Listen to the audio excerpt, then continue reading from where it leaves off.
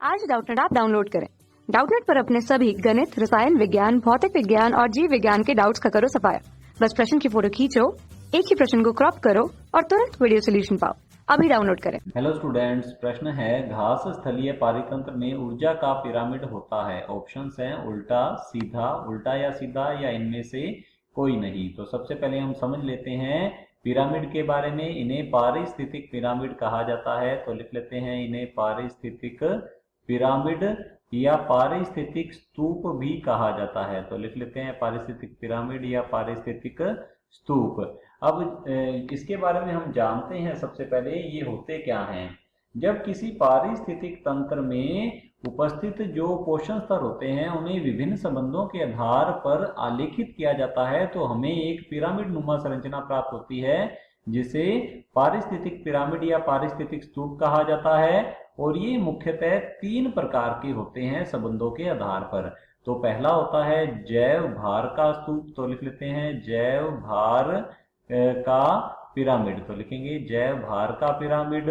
और इसके बाद जो है यह होता है संख्या का, जिसे कि जैव संख्या का पिरामिड कहते हैं। तो लिख लेते हैं जैव संख्या का पिरामिड।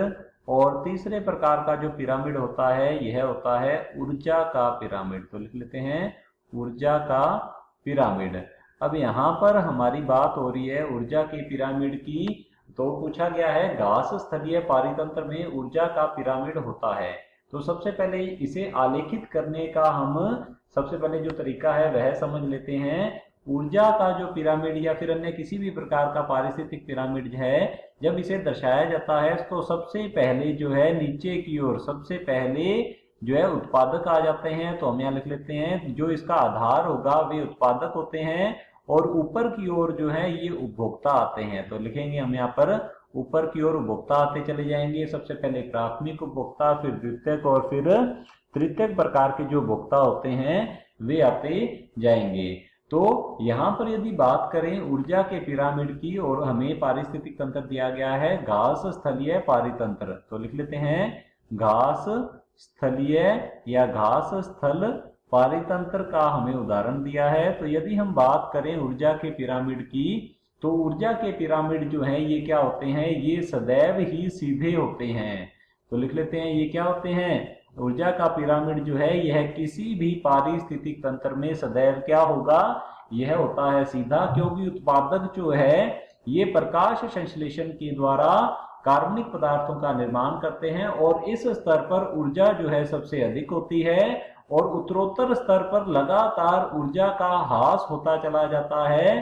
तो इस कारण उत्पादक जो है ये क्षेत्र जो है चौड़ा होगा और ऊपर की जो क्षेत्र हैं जो कि प्राथमिक उपभोक्ता, द्वितीयक और तृतीयक उपभोक्ता जो है लगातार वे छोटे होते चले जाएंगे। इस कारण जो ऊर्जा का पिरामिड है यह घास स्थलीय पारितंत्र में क्या होगा, यह सीधा होता है। तो चलिए देखते हैं ऑप्शंस की ओर। ऑप्शन ए दिया गया है उल्टा, तो ये हमारा ऑप्शन जो है गलत होगा। ऊर्जा का पिरामिड कभी भी उल्टा नहीं होता है। ऑप्शन बी दिया गया है सीधा, तो हमारा ऑप्शन बी जो है बिल्कुल सही उत्तर है। ऑप्शन सी दिया गया है उल्टा या सीधा, तो उल्टा नहीं होता है ऊर्जा का पिरामिड। जैव भार का पिरामिड और जैव संख्या का जो पिरामिड है ये उल्टे और सीधे जो है अलग अलग पारिस्थितिक तंत्र में अलग अलग प्रकार से हो सकते हैं, परंतु किसी भी पारिस्थितिक तंत्र में ऊर्जा का पिरामिड जो है यह उल्टा नहीं होता। यह सभी पारिस्थितिक तंत्र में या पारितंत्र में हमेशा सीधा होता है, सदैव सीधा होता है। तो ये भी हमारा ऑप्शन जो है गलत होगा। ऑप्शन डी दिया गया है इनमें से कोई नहीं, तो ये भी हमारा ऑप्शन जो है गलत होता है। ऑप्शन बी जो है बिल्कुल सही उत्तर है। कक्षा 6 से 12वीं से लेकर नीट, IIT, JEE वो एडवांस के लेवल तक 1 करोड़ से ज्यादा छात्रों का भरोसा। आज ही डाउनलोड करें डाउटनेट ऐप या व्हाट्सएप करें अपने सारे डाउट्स 8400 400 400 पर।